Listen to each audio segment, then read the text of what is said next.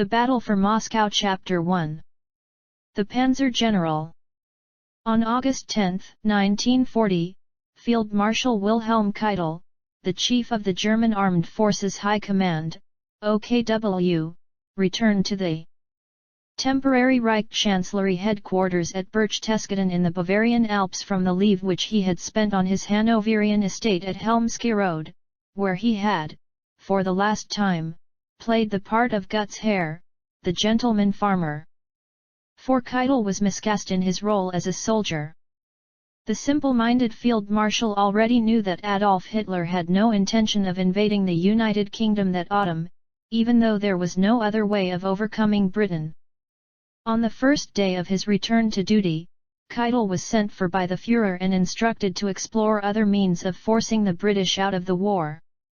The Italians, thought Hitler, might be assisted in the Mediterranean by allotting German army and Luftwaffe formations to that theatre.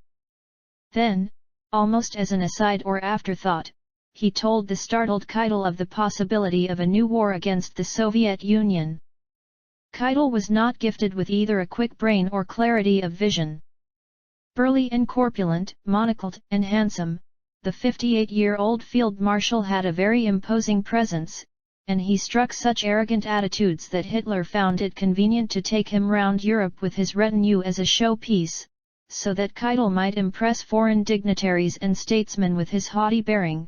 When Keitel was admitted to a conference, he could be counted upon to echo his master, for he idolized the dictator. Behind this majestic exterior there was nothing except physical bravery. For Keitel had neither character, intelligence, moral courage, nor professional ability, and he owed his rapid advancement to the fact that he was useful to Hitler. Any difference of opinion between the Führer and his generals could always the battle for Moscow be settled by bringing in Keitel to weigh down the scales. So Keitel earned himself the sobriquets of the lackey, the blockhead and the nodding ass.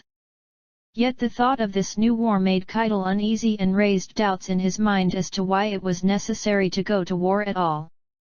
During that night he was troubled, so he returned the next day to the Führer's Burghof home to put the question directly to the dictator. Hitler was direct and frank. A clash between Germany and Communist Russia was inevitable, he said, because of their diametrically opposed ideologies. Stalin had as little intention of abiding by the 1939 von Ribbentrop-Molotov Pact as he had himself. The new war could not be avoided, and it was better that he, Hitler, should shoulder this onerous responsibility now, rather than bequeath it to his successor.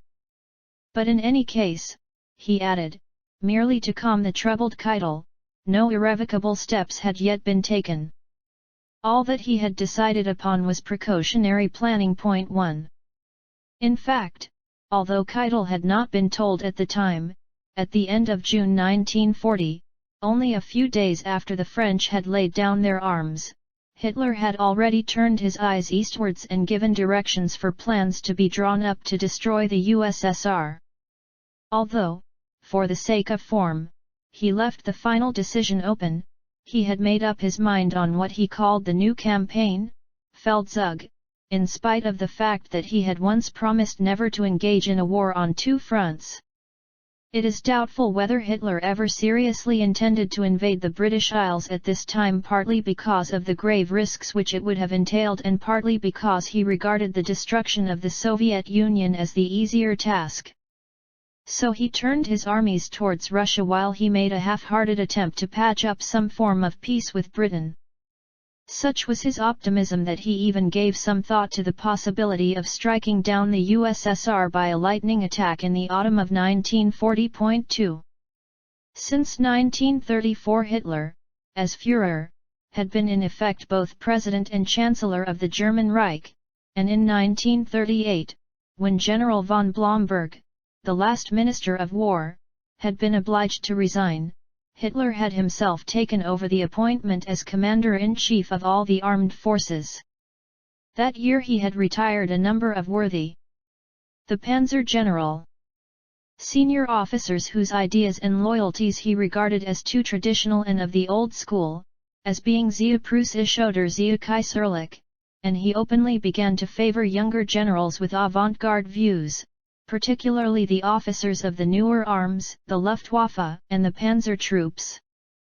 The German army commander-in-chief, Colonel General von Fritsch, was ousted from his appointment by a conspiracy, the Führer's nominee to replace him being General of Artillery von Brauchitsch, the general officer commanding Gruppenkommando 4 in Leipzig. Von Brauchitsch, who was a firm supporter both of the Führer and of National Socialism, had been promoted by Hitler to the rank of Colonel General. In the summer of 1938 his first wife divorced him, and within 3 months this 58-year-old officer had remarried. The match was an unfortunate one, for his new wife, an admirer of Hitler, encouraged von Brauchitsch in his blind obedience to the Führer. Like Keitel, von Brauchitsch was an upright, imposing-looking man, square-jawed and of confident bearing, in outward appearance what might have been thought a typical Prussian officer, reserved in manner and exacting towards his subordinates. Yet in truth von Brauchitsch was irresolute. Although it was probably not Hitler's intention at this time to personally control the German army through a mouthpiece and a puppet, in the final outcome this is what happened. For the unfortunate von Brauchitsch, who was under an obligation to Hitler for financial assistance to cover the expenses of his divorce, lost composure and often his wits when in the dictator's presence. From 1938 onwards Hitler began to meddle directly in German army matters, even to the extent of altering operational plans, and in September 1939, although he had little cause to do so, he interfered with von Brauchitzsch's handling of the Polish War. Although the Führer refused to accept von Brauchitzsch's offer of resignation, he still continued to be dissatisfied with his army commander-in-chief throughout 1940, and he took upon himself von Brauchitzsch's responsibilities when he decided on the detail of the strategy of the French campaign. This he did by listening to the views of relatively subordinate officers, Colonel General Guderian, the commander of 19 Corps, and Lieutenant General von Manstein, the Chief of Staff of Army Group A, supporting their ideas against those of von Brauchitsch and the General Staff. The rapid overrunning of France took all, Hitler included, by surprise.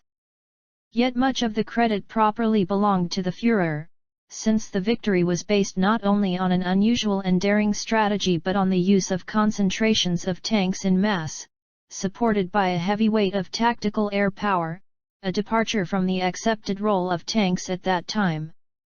Since Germany had begun to rearm only recently, from 1935, it had assumed a plentiful stock of new armaments of modern design. For this, too, Hitler was responsible. The Nazi propaganda machine saw to it that the Führer was given almost the entire credit for the victory, and the German press and public joined in the adulation. Hitler's personal military circle was not a healthy one. Keitel, the head of the Armed Forces High Command, OKW, was a pompous nonentity, an administrator convenient to his master to telephone orders. The able General Jodl, Chief of Staff and Hitler's principal executive within the OKW, was, as Albert Speer has said, as subservient to Hitler as was Keitel. Colonel Schmundt, Hitler's military aide, and later Colonel Scherf, the historian, were enthusiastic proselytes of the Führer, and these and many senior generals, both in command and on the staff, joined in the exaltation, calling the Führer the greatest general of all time. He, not unnaturally, eventually began to believe it. For Hitler's vanity knew no bounds, and the most fulsome flattery was demanded as no more than his due. Instead of accepting the credit for Germany's victory, the Führer would have been better advised to examine critically the reasons for the Polish and the French defeats. Both countries were weaker than the Reich in military potential, in manpower, and in industrial and economic strength. Neither had armed forces which were so well equipped or so well led and trained as those of Germany. But the main cause of their defeats lay in the air and in the employment of tank forces. It was of course to follow that when Germany's hoard of armaments had been used up, and when the enemies of the Reich, singly or in coalition, produced more aircraft and tanks than German industry could, and those of equal or better quality, than the control of the air. And with it the victory on the ground would pass from Germany's grasp forever. Drunk with heady success, however, Hitler was far removed from such sober reflections. He had already become convinced that nothing was impossible for him or for his troops, whose success appeared to underline the Nazi teaching of the superiority of the German race. The victory over France was in fact Hitler's undoing. It is very doubtful whether Hitler could ever have been considered a great general, but he certainly had military aptitude. He had many qualities which would have stood him in good stead had he been a professional soldier: restless energy, an inquisitive and active brain, great willpower, a clear memory and a good head for detail and technicalities. He was intensely interested in army matters, particularly the waging of war, and, although he had no military experience other than that of a regimental runner in the First World War, by attending demonstrations and exercises he soon acquired the necessary military vocabulary and a grounding in war planning. He checked and cross-checked the information and opinions given to him by his advisors, and was not above encouraging ambitious or disloyal officers to criticize their absent seniors. In this way he soon amassed a fund of knowledge the better to confound his generals, the weaker and more naive of whom were to credit the Führer with genius, for he always produced the views of others as his own. There seems to be some evidence, too, that he was particularly influenced by officers of the Panzer Arm, Guderian among them. Hitler was fascinated, not merely by the concept of armored warfare and by the technicalities of tank design, but more especially by the way in which these officers envisaged campaigns being based on the capabilities and characteristics of massed panzer formations. The waging of war, as the Germans and Russians saw it at the time, was echeloned into 4 separate levels of command. The highest of these was at government level: foreign policy, propaganda, home morale, the war economy, including the administration of all resources such as manpower, industry, and raw materials, and the overall conduct of the air, land, and sea battle at home and abroad. This activity was the province of the head of state and war cabinet and their military and civil advisors and staffs. Then came grand strategy, the waging of war at the highest military level in the air, at sea, or in the field, conducted by war ministers, commanders-in-chief, chiefs of general staff, and by the commanders of theaters. Below strategy was the field of operations or the operative art, generally centered on the activities of army groups and armies. The lowest activity in the waging of war, that below operations, was tactics, the close engagement of the enemy, usually from the level of corps downwards. The dividing line between operations and tactics was in fact a fine one and depended also on the depth of the battle area. The ability of military commanders, even of the most competent professional soldiers with the service of a lifetime behind them, obviously varies widely. The strength of some lies in tactics, that of others in operations or strategy, the reason for this difference lying not only in experience and education but more particularly in natural bent and cast of mind. This has long been recognized, for, as von Clausewitz once said, many a distinguished field marshal would be lost if placed at the head of a regiment. A few officers, the gifted, are equally at home in all military fields, but these are rare. Even Napoleon was a better strategist than tactician.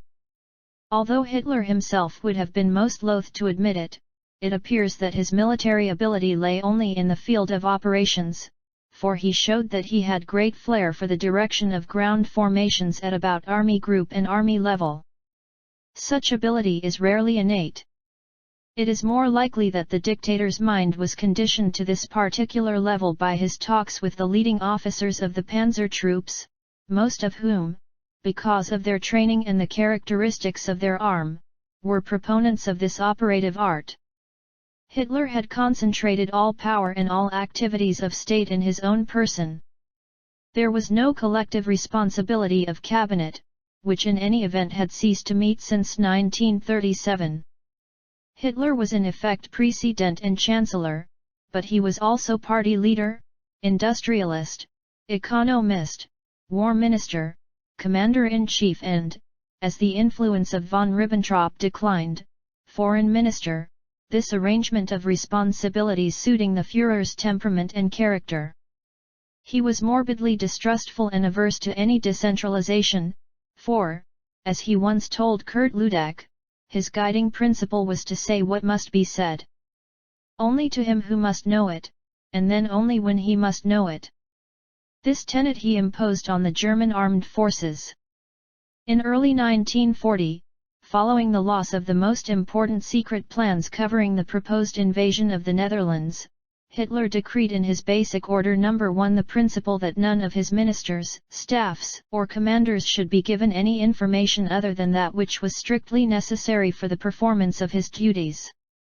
Since it was already an offense to listen to the enemy radio or read the foreign press, Nazi officials and German generals became rapidly isolated, not only from world affairs, but also from the true conditions inside Germany. Since only the Führer saw all and heard all, he maintained that he alone knew all, and he demanded from his subordinates blind obedience. In this phenomenon lay much of the unreality of the German plan to conquer the USSR. The Soviet Union had for long been under the heavy hand of the dictator Joseph Stalin. Stalin was neither president nor prime minister and had retained for himself only the post of Secretary-General of the Communist Party, for he was anxious to preserve the facade of elective and democratic governmental responsibility. This deception was taken to such lengths that he always described himself as having been instructed by his colleagues to do this or do that. Yet he alone ruled the whole Soviet Empire through his prime minister and spokesman, Molotov. Stalin was the sole arbiter of policy. In the Politburo, Stalin demanded absolute submission, and whoever dared to disagree with him was doomed to moral degradation and death. His government was made up of mere underlings, not one of whom had been truly elected or was controlled from below. Stalin was not accountable to people or to party. 13 years had elapsed between the 18th and 19th Party Congresses. Politics had been substituted for morality and force, and astuteness for law. Propaganda fomented national prejudices and misled the Soviet people, the whole of the USSR being effectively isolated in order to conceal from its inhabitants what was happening in the outside world. The NKVD's secret police system made it impossible for Stalin to have remained long in ignorance of the activities of his ministers. Should these have been contrary to his orders or interest, for the dictator's power was maintained by the police file, the pitiless system of hostages, the concentration camp and the NKVD death cellar. Although Stalin appeared to identify himself with the people, he was remote and unknown, for he shunned any contact with them.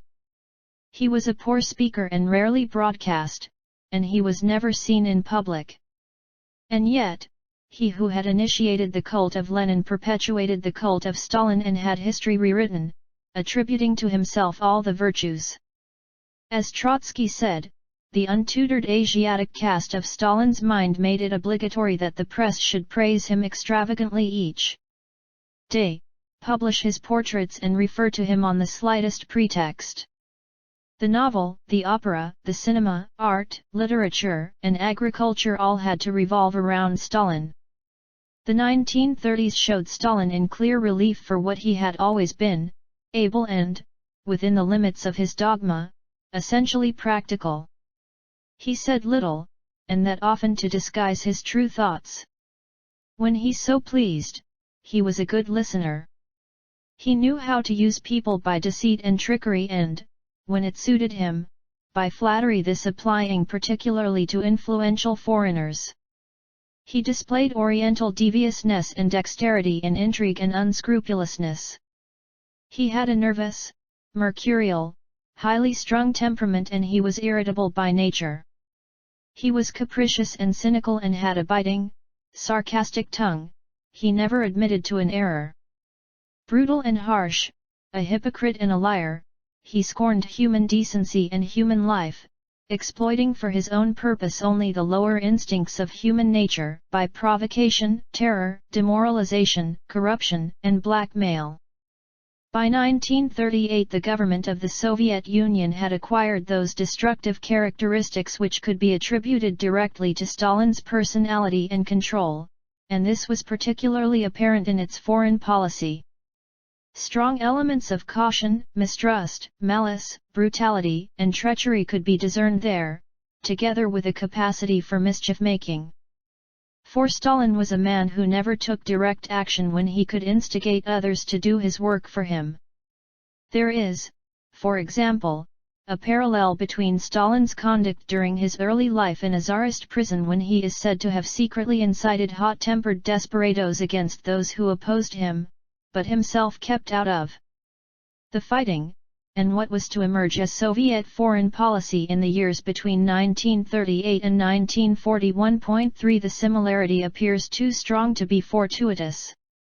For, in 1938, there was more than a hint of suspicion that Stalin caused his foreign minister Litvinov and the Moscow-trained Czech communist Gottwald to make imprecise offers of Soviet help to Czechoslovakia, encouraging that nation to withstand by force of arms German demands. Again, Maysky, the Soviet ambassador in London, at that time coldly treated by the Chamberlain government, was directed by Stalin to court Churchill, then without government responsibility, presumably in an effort to use the British politician as a sounding board or as a nucleus of a pressure group having as its aims more direct action by Great Britain against Germany. Although Chamberlain harbored a deep distrust of Stalin, he had eventually been forced by political opinion to send a military mission to Moscow. This did not suit Stalin, who appears to have changed his ground, for it was, in his own words, no part of his policy that the Soviet Union should embroil itself in war for the sake of others. The opposite was in fact the case, since the dictator found it more attractive that Britain and France should go to war with Germany over Hitler's demands on Poland, because such a war, according to the communist doctrine, would benefit the USSR. It is possible, too, as Trotsky said in 1940, that Stalin's venomous nature and his hurt pride found balm in revenging himself on Chamberlain, for he never forgave an affront. Immediately after the British and French missions arrived in Moscow, secret parallel Russo-German negotiations were opened in Berlin, probably at Stalin's instigation, and on the night of August 23, while the talks with the British representatives were still in progress, von Ribbentrop and Molotov, recently appointed Soviet foreign minister, in Stalin's presence, signed the Russo-German Pact and the secret protocol. By this secret protocol, and the one that followed a month later, Poland was to be partitioned between Germany and the USSR, and the Baltic states, Finland, Bessarabia, and Southeast Europe were to be regarded as the Soviet Union's sphere of interest.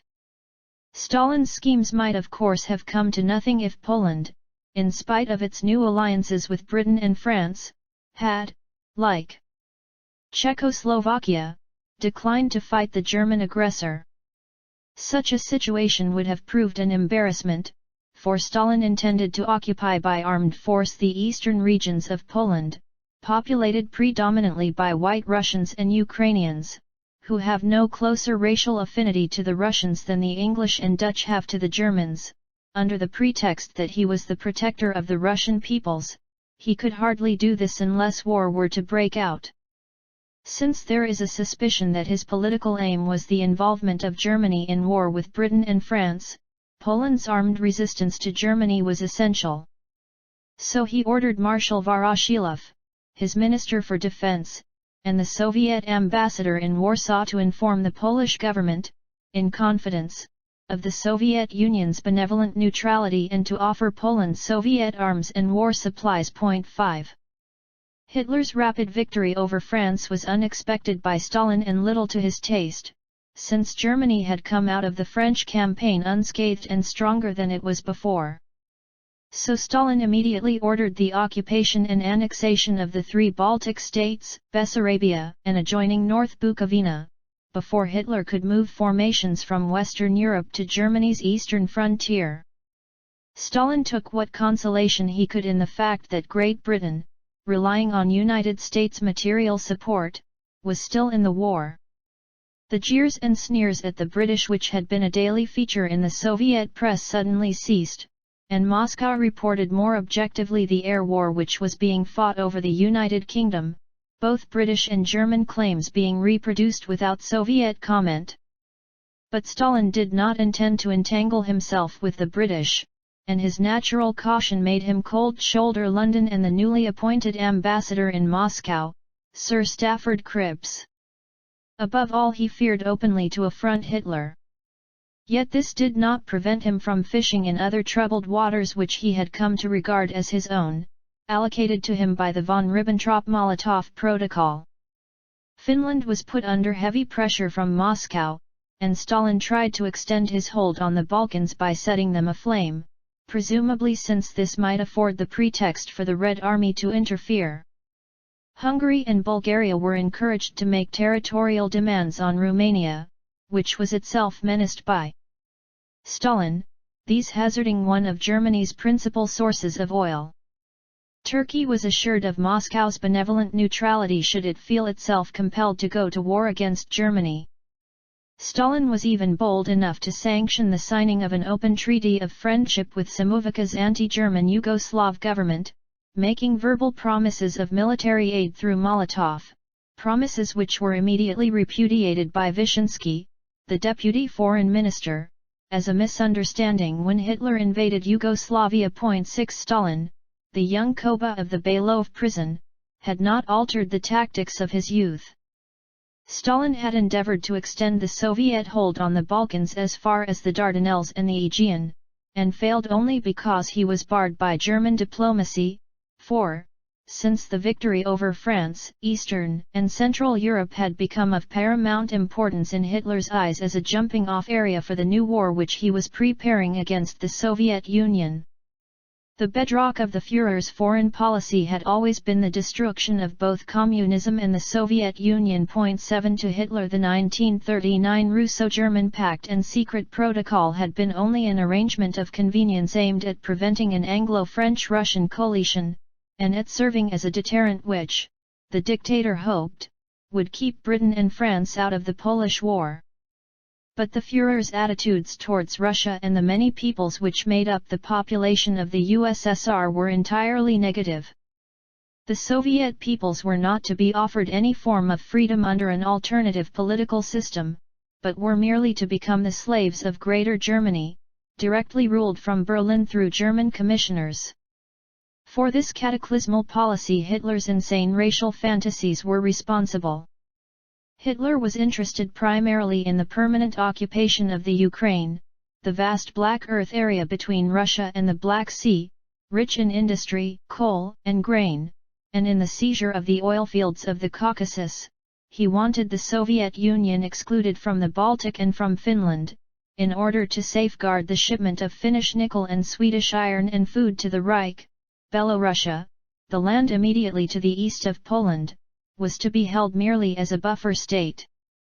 His political aims in going to war, which in themselves were never very clear, probably even to himself, centered, not as he said, on the liquidation of the Soviet Union as a political and military force, but rather on the seizure of the Baltic, Western Russia, the Ukraine and the Caucasus. Hitler's character was full of contradictions and he was of course in many respects ill-equipped for the position he held. He was poorly educated. His brain was keen yet clogged with useless trivia, he could be far-sighted on scarcely relevant matters, yet on subjects vital to the Reich he often could not see the wood for the trees. He lacked the mental discipline to apply himself to problems of real importance and come to dispassionate and logical conclusions. Decisions were too often given in haste, the circumstances leading to them being shrouded in secrecy. He would have been too proud to ask for advice and was too arrogant, too convinced of his own infallibility and destiny, to be guided by it. For Hitler already regarded those around him, his ministers, commanders and staffs, with something akin to contempt. A few of these, including Freiherr von Weizsäcker of the German Foreign Office, Admiral of the Fleet Reeder, the Naval Commander-in-Chief, and Colonel General Halder, the Chief of General Staff, had expressed some doubts as to the necessity for going to war at all. Hitler, however, was in his element. He was a Feldherr, in a field grey tunic of his own design without badges of rank and with his much prized Iron Cross First Class dangling from his left breast, black or field grey trousers, party pattern leather calf boots and a German army forage cap completed his uniform. As at the time of the Polish crisis, when his only fear was that someone would come forward with a mediation proposal, he was determined to fight. In retrospect, it can be said that Hitler's defects as a war leader became apparent during the autumn of 1940, although this was not realized at the time either in Germany or abroad. His decision to engage in a war on two fronts was obviously a wrong one.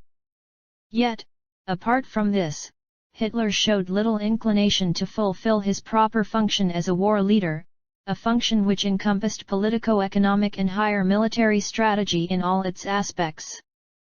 He did admittedly foil Soviet efforts to intimidate Finland and Romania when he guaranteed their integrity and put German troops into those countries. He had also safeguarded his vulnerable Balkan flank by the Vienna Award of 1940, which temporarily patched up the quarrel between Romania on the one side and Hungary and Bulgaria on the other. Bulgaria had subscribed to the Tripartite Pact, and Yugoslavia and Greece had been subdued by force of arms. But these were just manifestations of the mail-fisted Machtkampf, scarcely the diplomacy expected of a war leader and world statesman of first rank. It might be thought that United States benevolence, British neutrality, and the active participation of the Japanese were essential preliminaries before a new war could be entered upon.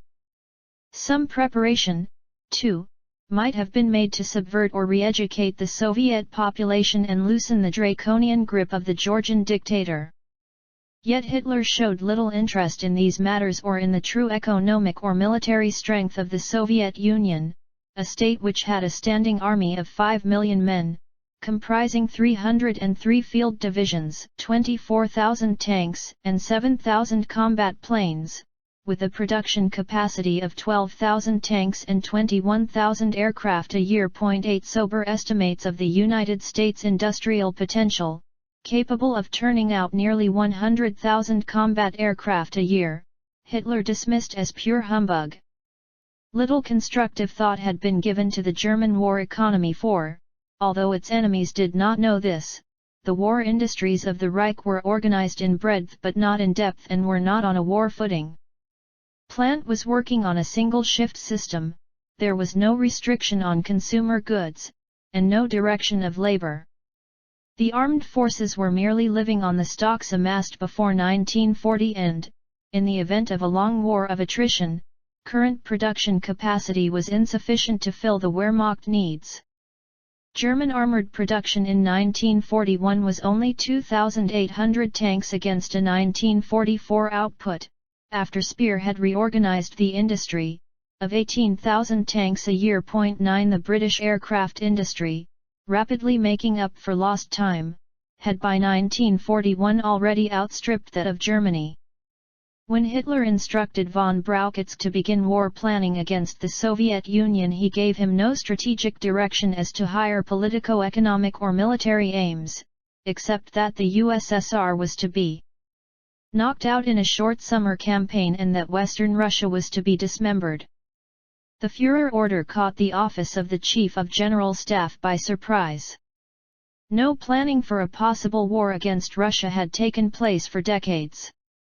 Lieutenant General Friedrich Meath, the same Meath who was to die 4 years later in the close-quarter fighting on the Berlat in Romania, was the Oberquartiermeister I, responsible for war planning. But Meath had been detached to supervise the Armistice Commission in France. His replacement, Lieutenant General Paulus, would not become available until September. So Halder called in Major General Erich Marx, in spite of the fact that he was persona non grata with Hitler because he had once been the press officer for von Schleicher, murdered in 1934 in the Night of the Long Knives. Marx, whose wire-rimmed spectacles and thoughtful manner gave him a learned, professorial air, temporarily left his appointment as Chief of Staff of 18 Army in East Prussia to prepare a preliminary draft of the plan for the invasion of the Soviet Union. The draft produced by Marx on August 5, 1940 is of particular interest since it came to be used as the basis for the final orders for the invasion, known first by the code name of Fritz and then Barbarossa. Marx, lacking precise political and higher strategic direction, assumed that it would be necessary to occupy the Ukraine, European Russia, and the Caucasus as far east as a line from Archangel to Astrakhan, since this line was thought to be far enough to the east to safeguard Germany against Soviet bombing and, it was wrongly assumed, would take in the greater part of the war industry of the Soviet Union. In due course Hitler accepted Marx's premise and from that time onwards devoted his energies to the narrow field of planning the military campaign in the western area of Russia and the Ukraine, to a depth not very much greater than that of the French Republic. For Hitler's military inclinations and his main strength lay, as we have said, in the field of operations, and he tended to view the new war from very much the same command level as Guderian and Hoepner, both colonel-generals of panzer troops. He was little interested in the sea war on the Baltic and Black Sea flanks, and for him air operations were mainly confined to the tactical support of the ground battle. Planning continued on these lines, the main aim being to destroy those Red Army formations known to be in the West Ukraine and Belorussia, and it came to be tacitly assumed that when this was done the war would be virtually over. Apart from those who had doubts as to the need to go to war, only the 60-year-old, elegant, tall, and spidery Field Marshal von Bock seems to have openly questioned Hitler's political and strategic aims. The Panzer General, formerly an officer of the Kaiser's Foot Guards and a man whose main military ability appeared to be in the field of strategy, von Bock was arrogant, aloof, cynical, vain, and unbending. Yet he was on good terms with Hitler, of whom he stood a little in awe. When, on December 3, 1940, the Führer visited the sick von Bock to congratulate him on his birthday, the Field Marshal learned for the first time of the dictator's intention to attack the Soviet Union. He immediately voiced his fears. Russia, von Bock said, was an enormous country and its military strength was unknown. He believed that such a war might be difficult even for the Wehrmacht. These opinions were unwelcome to Hitler who, much offended, became cold and stiff in his manner and sharp in his replies. Von Bock saw the Führer again for about an hour on February 2, 1941, and the conversation covered the same ground as that 2 months earlier. But this time Hitler was breezily optimistic and regarded the early collapse of the Red Army as a foregone conclusion, going so far as to say that the Soviet Union would think that a hurricane had hit it. Von Bock brought up once more the question of strategic aims, and remained unconvinced by Hitler's answers. The Soviet Union stretched for several thousands of miles to the east of Archangel and Astrakhan, and von Bock was curious to know what the Führer intended to do when he had arrived on the line, particularly if the Soviet Union was still in being and still in the war. It is perhaps doubtful whether this thought had ever occurred to the Führer, but, after a moment's reflection, he replied stoutly that in such an eventuality he would advance again another 800 miles to the east as far as the Urals. There the matter was left. Belorussia and the Ukraine are separated from each other by the great belt of the Pripet marshes, nearly 100 miles in breadth from north to south and about 300 miles in depth from west to east. Since this marsh was crossed by only a few roads built up on causeways and elsewhere was impassable to wheeled traffic, it formed a near impenetrable barrier to any movement. The area to the north of the Pripet, between the frontier town of Brest-Litovsk and Memel on the Baltic, opened both into Belorussia, the direct route to Moscow, and into the occupied Baltic states, the road to Leningrad. To the south of the Pripet, entry could be made into Galicia and the Ukraine. Marx's plan, and those plans which superseded it, intended that the main German thrust should be made in the center through Belorussia by von Bock's army group center on to Minsk and Smolensk on the ancient Moscow Highway, the same route that was used by Napoleon. South of the Pripyat, Field Marshal von Rundstedt's army group south was to attack both from occupied southern Poland and from Romania into the Ukraine, while in the north Field Marshal von Leeb's army group north, the smallest of the three army groups, was to drive from East Prussia northeastwards on to Leningrad. It was generally agreed that the immediate operational task was to seize rapidly the crossing places over the Dwina and Upper Dnieper in the Baltic states and Belorussia, and over the Lower Dnieper in the Ukraine, in order to destroy the enemy before he could withdraw eastwards into the interior. But Hitler could not make up his own mind as to what was to be done when the Dwina and Dnieper had been reached. In the south, in the Ukraine, there was less of a problem because, as soon as the enemy had been destroyed west of the Dnieper, it was accepted that von Rundstedt would advance rapidly southeastwards, seizing the Black Sea ports and moving into the Caucasus by way of Rostov-on-Don. No agreement was reached, however, as to what was to happen to the north of the Pripyat. Von Brauchitsch, Halder, and von Bock proposed that on arriving at the crossing places over the Upper Dnieper at Smolensk, Army Group Center, having rounded up the encircled Red Army formations west of the river, should advance directly on Moscow and beyond. Hitler himself was not convinced by their arguments. Behind Hitler, in the shadows, stood Jodl, probably closer to the Führer than any other military officer except Schmundt, Hitler's military aide. A lean and saturnine general of artillery, Jodl briefed the Führer daily on all theaters of war and discussed at length plans and orders, so that he may unconsciously have served as Hitler's military tutor. Jodl was intelligent and able, ambitious and reserved and, although entirely under the spell of the Führer, whom he regarded as a military genius, he was not afraid in these early days to speak his mind, his Bavarian speech on occasions being blunt almost to the point of rudeness. The trouble with Jodl was that his ideas tended to be narrow and some of his views were wrong-headed, so that his influence on Hitler, such as it was, became malignant in that he fortified his master in his obstinacy. Unknown to von Brauchitsch and Halder, Hitler had resorted to his customary practice of ordering the secretive Jodl who, as a member of the Armed Forces High Command, OKW, had at this time no responsibility at all for ground operations in the East, to prepare an independent appreciation and plan for the new war. This plan was meant only for Hitler's eye and he subsequently used as his own many of the arguments contained in it, particularly where they differed from the German Army High Command, OKH, plan presented by Halder. On the basis of Jodl's views the Führer began to voice doubts as to the necessity for an early advance eastwards beyond Smolensk. Moscow, he thought, was of no great significance. The ports and naval bases in the Baltic had to be given priority. The seizing of Leningrad, too, and a junction with the Finns were of greater importance than just taking the Russian capital.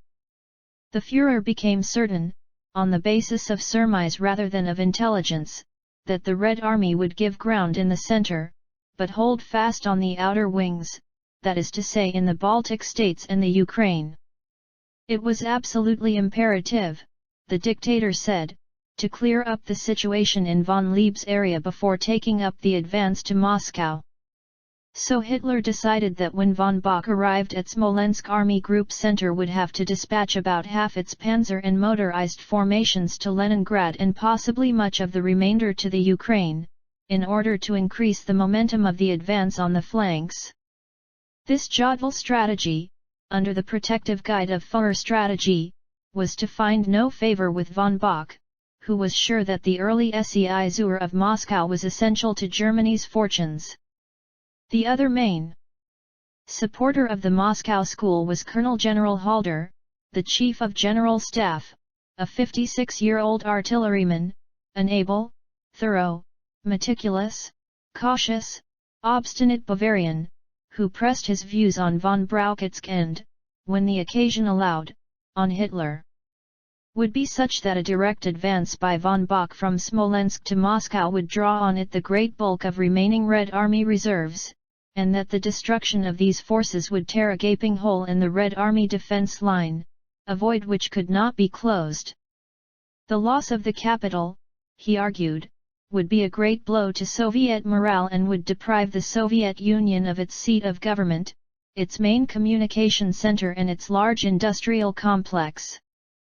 More important still was the fact that, as Moscow was the nodal point of all the railways in West Russia, its loss would break up the Soviet rail net. This was only partly true.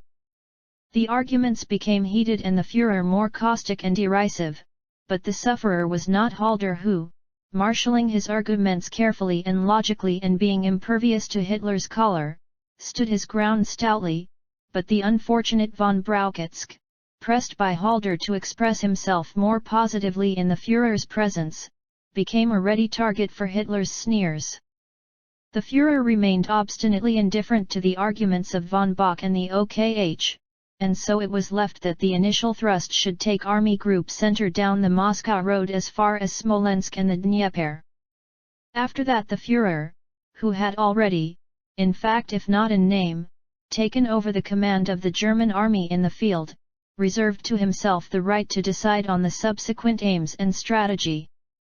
The German army and armed SS strength at this time numbered 208 field divisions, and of this total just over 150 divisions were committed to the war against the Soviet Union, only 19 being panzer and 14 of them motorized divisions. Of the balance, all but one, a cavalry division, were of marching infantry with horse-drawn guns and wagons. The German army in the east was to number 3,200,000 men, 500,000 horses and 3,550 tanks and have the support of about 2,000 combat aircraft. Although Hitler boasted in 1940 that the German High Command organization was the envy of all and that the German army was the most formidable fighting machine that the world had ever seen, in reality it was indeed questionable whether the Wehrmacht was at all ready for this new war. There were very few strategists in the OKW or OKH, and the new school of staff planners tended to be merely the Führer's executives. Hitler himself was no strategist. There is little contemporary evidence, whatever may have been said after 1945, that any senior general, other than von Bock, raised doubts before Russia was invaded as to the political and strategic aims of the new war, although Halder certainly did so a month after the war began.